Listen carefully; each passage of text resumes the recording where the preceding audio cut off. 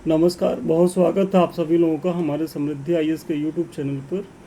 और एलटी जो एसएसटी का मेंस होने वाला है 14 जून को, तो उसके लिए हमारा ये प्रयास है कि हम जो है कुछ आपकी मदद कर सकें। तो इसके तहत हम जो है आज हिस्ट्री से एक महत्वपूर्ण क्वेश्चन कराने वाले हैं, और ये आपके टॉपिक का भी पार्ट है। और प्रश्न ये है कि ऋग वैदिक काल के सामाजिक जीवन का वर्णन कीजिए तथा उत्तर वैदिक काल में इसमें क्या परिवर्तन आए। तो इसी को बताना है। बहुत अच्छा प्रश्न है, और आप लोग जो है 10-12-15 मिनट बने रहिएगा, तो न केवल आपको एक मॉडल उत्तर मिलेगा, बल्कि भूमिका कैसे लिखनी है, निष्कर्ष कैसे लिखना है, बीच का पार्ट कैसे लिखना है, ये सारी चीज़ें आप यहाँ सीख पाएंगे। और आप लोग को पता ही होगा, क्योंकि डिस्क्रिप्टिव है और आयोग इसको कंडक्ट करा रहा है, तो आयोग का एक लेवल होता है। और लेवल ऐसी समझ लीजिए कि 20 घंटे में 3 घंटे में 20 प्रश्न करना है। तो एक चुनौती तो वही है कि कम से कम आप प्रश्न पूरा करके आइए। तो इसके लिए मैंने पीछे एक टिप्स बताया भी है कि कैसे आप अपने प्रश्न को करेंगे परीक्षा हाल में, क्या है कैसे है। और हम अपने टेस्ट सीरीज प्रोग्राम में इसको बच्चों को बताते भी रहते हैं। देखिए, संस्थान 2 बैच चला रहा है। एक तो हमारा एलटी को लेकर के ही है, हिस्ट्री और पॉलिटिकल साइंस इसमें हम चला रहे हैं, और 7 अप्रैल से बैच स्टार्ट हैं। तो अभी बहुत छूटा नहीं है, आप लोग ज्वाइन करें, इसका लाभ उठाएं। और दूसरा हमारा है जो हमेशा चलता रहता है, पीसीएस का फाउंडेशन बैच है मेंस का, और ये भी 7 अप्रैल से स्टार्ट है, जीएस के प्रश्न पत्र 3 से। तो यहाँ डेली क्या है कि हम आपको प्रश्न देते हैं, आप लिख के दिखाते हैं, उसका हम मूल्यांकन करते हैं, उसकी जो भी कमी रहती है उसमें हम कमेंट करते हैं, और कैसे आप इसको और इम्प्रूव कर सकते हैं वो सारी चीज़ें तो बताते हैं। साथ ही साथ हम मॉडल उत्तर भी देते हैं, और ये मॉडल उत्तर प्रत्येक प्रश्न पत्र के प्रत्येक टॉपिक से होता है, मतलब कोई टॉपिक आपका छूटेगा नहीं, और इसको मॉडल उत्तर के माध्यम से कवर कराया जाएगा। तो ऐसे में यदि अभी तक आप लोगों ने ज्वाइन नहीं किया तो ज्वाइन करें। अधिक जानकारी के लिए 7303307507 पे संपर्क कर सकते हैं। प्रश्न एक बार पुनः हम पढ़ रहे हैं कि ऋग वैदिक काल के सामाजिक जीवन का वर्णन कीजिए। तो यहाँ क्या है कि ऋग वैदिक काल के बारे में पूछा गया है,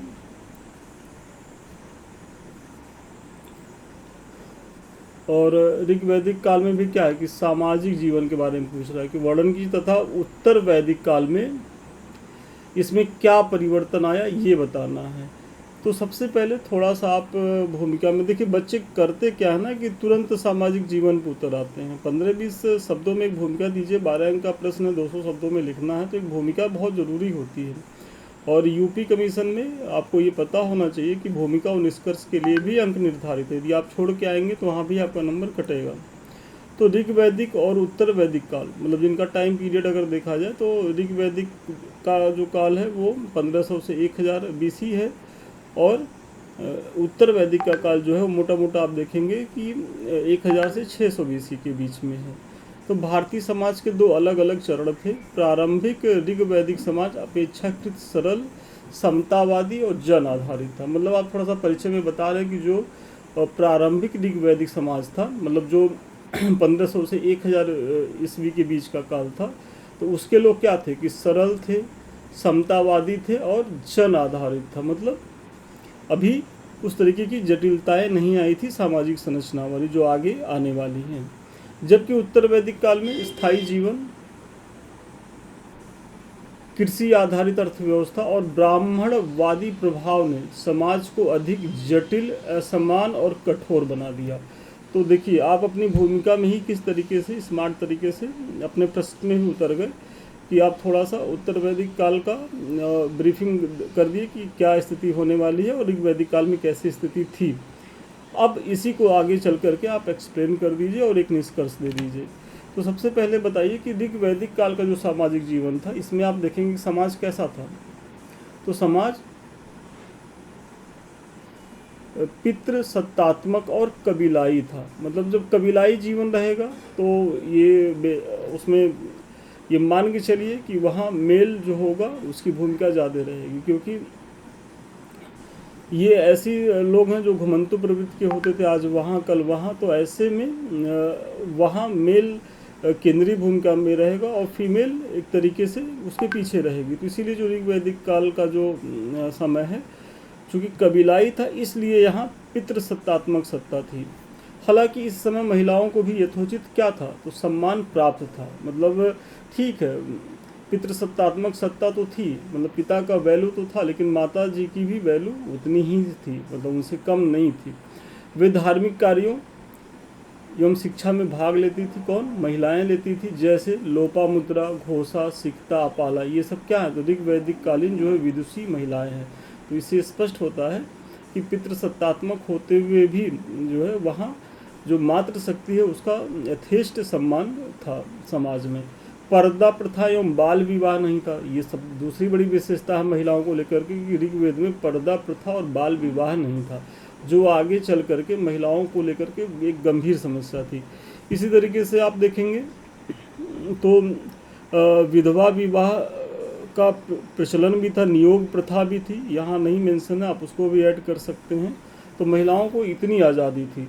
संयुक्त परिवार प्रथा प्रचलित थी तथा विवाह एक पवित्र बंधन क्या है माना जाता था, और महिलाओं को स्वयंवर मतलब स्वयं अपना वर चुनने का अधिकार था। मतलब सोचिए कितनी बड़ी उपलब्धि महिलाओं के लिए थी। आज भी अगर किसी घर की बेटी अपना वर चुने तो लोग उसको जो है बहुत हे दृष्टि से देखते हैं और अमूमन उसको मना ही करते हैं। लेकिन आज के ढाई मतलब करीब करीब 4000 वर्ष पहले ये सब चीज़ें प्रचलन में थी। महिलाओं को इतनी आज़ादी थी ऋग वैदिक काल में। इसीलिए कहा जाता है कि इतिहास में ऋग वैदिक काल में जो महिलाओं की स्थिति थी उससे बेहतर जो है कभी महिलाओं की स्थिति नहीं रही। अब लोकतंत्र के बाद तो चीज़ें बदली हैं और धीरे धीरे बदलती जा रही हैं। तो आज की तुलना आप मत करें, बीच में जो प्राचीन काल रहा, मध्यकाल रहा और जो औपनिवेशिक काल रहा, तो वहाँ महिलाओं की स्थिति ऋग वैदिक काल से कभी भी बेहतर नहीं हो सकी थी। तो आपने समाज में महिलाओं को देखा और पितृसत्तात्मक समाज की चर्चा करी। पहला पॉइंट आपका हो गया। अब यहाँ आप बताइए कि वर्ण व्यवस्था, भाई समाज में जातियाँ थी, मतलब लोग थे, तो वर्ण व्यवस्था क्या थी, तो कर्म पर आधारित थी, जन्म पर नहीं। बहुत महत्वपूर्ण है, क्योंकि ऐसा नहीं है कि लोहार का बेटा लोहे का ही काम करेगा, नहीं, अगर वो कोई और पेशा अपनाता है तो वो उस वर्ण में शामिल हो जाएगा। समाज में ब्राह्मण, राजन मतलब क्षत्रिय और वैश्य जो थे वो शूद्र थे, और विश्व मतलब वैश्य थे, और शूद्र का उल्लेख भी मिलता है। मतलब चारों जातियों का उल्लेख ऋग्वेद में मिलता है, ब्राह्मण, क्षत्रिय, वैश्य, शूद्र। लेकिन शूद्रों की स्थिति जो है, जो आगे चल के दयनीय होती है, यहाँ उस स्थिति में नहीं थे। यहाँ शूद्रों की भी स्थिति क्या थी, सम्मानजनक थी। और शूद्र का शब्द का उल्लेख कहाँ मिला है, तो 10वें मंडल के पुरुष सूक्त में मिला है। तो थोड़ा बहुत आप लोग फैक्ट का भी प्रयोग करिएगा अपने आंसर राइटिंग में, क्योंकि देखिए जनरली क्या है, बच्चे करते क्या है कि बस लिखते रहते हैं, लेकिन जो भी आप लिखे तो उसको आधार क्या देता है, यही आपका तथ्य देता है, आपका फैक्ट, उदाहरण। तो ज़रूर अपने उत्तर में तथ्यों, तर्कों, उदाहरणों का प्रयोग करें, तब आप जो है अतिरिक्त नंबर पाएंगे। फिर अगली अगर सामाजिक विशेषता में आप खान पान में देखेंगे और वेशभूषा में, तो आप देखेंगे कि समय लोग क्या था कि शाकाहारी और मांसाहारी दोनों का प्रचलन था, और इसमें सोम इनका प्रमुख पेय था। सोमरस मतलब वर्तमान में जो वाइन है उससे तुलना की जाती है, लेकिन ये प्राकृतिक मतलब वृक्षों से प्राप्त किया जाता था। और अगर वस्त्र में देखेंगे तो वस्त्रों में ऊनी और सूती दोनों का प्रचलन ये लोग करते थे, और 3 प्रकार के वस्त्र थे इनके। इसमें नीवी मतलब अधो वस्त्र जो हम नीचे पहनते हैं कमर के, वासस जो मुख्य वस्त्र जो हम लोग मेन कपड़ा पहनते हैं, और उसके बाद अधिवास जैसे ऊपर से जो साल ओढ़नी लोग ओढ़ते हैं, तो वो उस तरीके से था। तो नीवी, वासस और अधिवास की भी आप चर्चा करेंगे। साथ ही आभूषणों का भी प्रचलन था, मतलब ऋग वैदिक काल के लोग आभूषण भी पहनते थे सोने चांदी के, ठीक है। अगर मनोरंजन में आप देखेंगे तो मनोरंजन में नृत्य, संगीत, रथ दौड़, घुड़दौड़, पासा आदि क्या थे, तो लोकप्रिय थे। तो समाज में यही सारी चीज़ें होती हैं, और यही आपसे पूछा गया है कि वेशभूषा कैसा था, खान पान कैसा था, वर्ण व्यवस्था कैसी थी, महिलाओं की स्थिति कैसी थी, दासों की स्थिति कैसी थी, यही सारी चीज़ें आपको बतानी होती है, तो आप एक एक करके बता रहे हैं। फिर आप अगली इसमें विशेषता देखेंगे, निर्णय लेने वाली संस्थाओं में, मतलब समाज में भाई 10 लोग जहाँ रहते हैं तो वहाँ कभी डिस्प्यूट भी होगा, तो डिस्प्यूट होने के लिए भी व्यवस्था थी। क्या थी, सभा और समिति। तो सभा, समिति और विदत, ये जो संस्थाएं थी, ये एक तरीके से जैसे आज ग्रामीण स्तर पर जो पंचायत वाली व्यवस्था है, तो ऐसे ही ये सब थी। और जो लोकल स्तर पे समस्याएं होती थी उसका निराकरण ये सब लोग मिलजुल कर के आपसी सहमति से कर लेते थे। तो ये पूरा जो ढांचा है वो ऋग वैदिक समाज का था। अब आपसे प्रश्न ये पूछा गया अब आप कि उत्तर वैदिक काल में ऋग वैदिक काल की जो सामाजिक संरचना थी उसमें परिवर्तन क्या आ गया। तो आपको पता ही होगा कि 1000 से 1500 बीसी से 600 बीसी तक का टाइम पीरियड है। तो 1000 तक तो आपने पीछे बता दिया ऋग वैदिक काल। अब 1000 से लेकर के जो 600 मतलब 400 वर्षों में जो परिवर्तन आया तो उसको आप बताएं उत्तर वैदिक काल के तहत। तो उत्तर वैदिक काल तक आते आते क्या है, वर्णाश्रम जो व्यवस्था थी,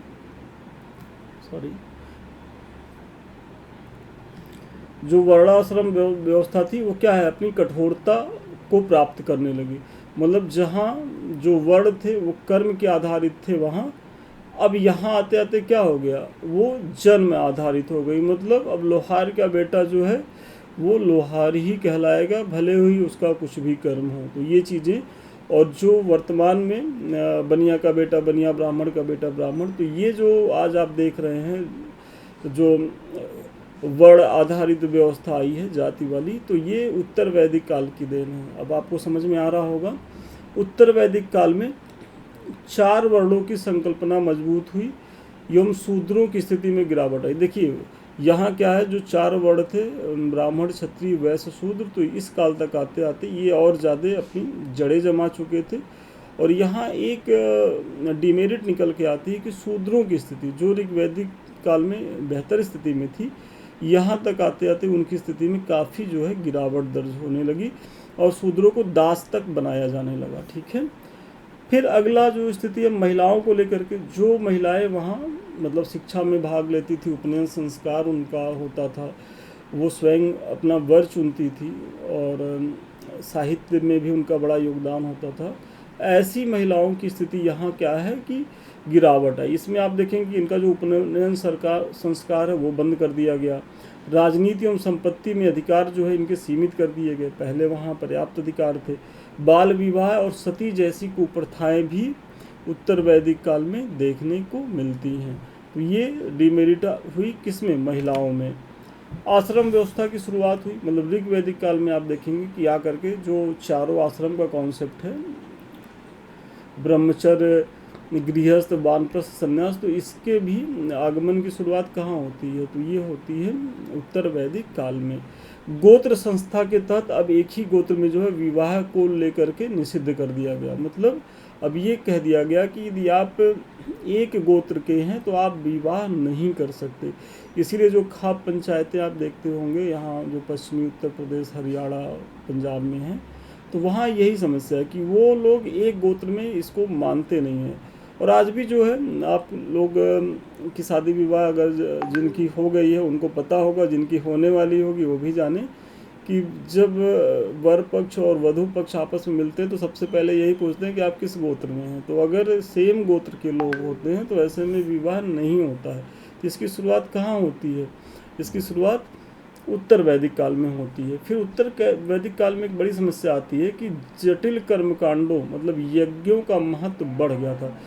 जो ऋग्वैदिक काल में आरंभ में था, ऐसा नहीं कि ऋग्वैदिक काल में यज्ञ होते नहीं थे, लेकिन यहाँ बड़े बड़े यज्ञ होने लगे। और जब बड़े बड़े यज्ञ होंगे तो उसमें बड़ा खर्चा आएगा, और जब बड़ा खर्चा आएगा तो उसको आम जनमानस तो कर नहीं पाएगा। तो इसीलिए जो यज्ञ विधान, जो पूजा प्रणाली थी आर्यों की, ऋग्वैदिक काल में सर्वसुलभ थी, मतलब सब लोग कर सकते थे। उत्तर वैदिक काल तक आते आते यज्ञ जो है वो खर्चीली चीज़ हो गई और उसको आम जनमानस अब नहीं करा पाते थे। इसमें क्या है कि पुरोहितों मतलब यज्ञ कराने वाले जो पुरोहित होते थे उनकी भूमिका बहुत ज़्यादा बढ़ी, समाज में उनकी प्रतिष्ठा बढ़ी। और फिर पशु बलि, यज्ञों में जो पशु बलि का प्रचलन है वो भी बहुत ज़्यादा बढ़ने लगा। तो ये सारी चीज़ें परिवर्तन हुई उत्तर वैदिक काल में। फिर आप देखेंगे कि उत्तर वैदिक काल का जो अर्थव्यवस्था में आप देखेंगे तो ये कृषि प्रधान समाज बन गया। मतलब जो वहाँ कबीलाई तंत्र था और पशुपालन ही मेन पेशा था आर्यों का, ऋग्वैदिक आर्यों का। उत्तर वैदिक काल तक आते आते क्या है कि कृषि करने लगे। अब कृषि करेंगे तो इनकी एक मजबूरी हो जाएगी कि खेत के आसपास ये रहेंगे। तो जब खेत के पास रहेंगे तो ये स्थायी निवास करने लगेंगे, और जब स्थायी निवास करेंगे तो इससे क्या होगा, इससे एक नगरीकरण को बल मिलेगा। मतलब लोग रहने लगे तो गांव बनेंगे, गांव से फिर नगर बनेंगे, और चूंकि कृषि करने लगे तो कृषि से इनको सरप्लस प्रोडक्शन हुआ, मतलब अधिशेष की प्राप्ति हुई। तो जब अधिशेष की प्राप्ति हुई तो राजा जो ऋग वैदिक काल में जो कर स्वैच्छिक था, अब ये अनिवार्य कर लेने लगा। तो इसके राज्य के राजस्व की संभावना बढ़ी। अब जब राज्य का राजस्व बढ़ेगा तो नौकरशाही बढ़ेगी, मतलब सारी चीज़ें आप देखेंगे।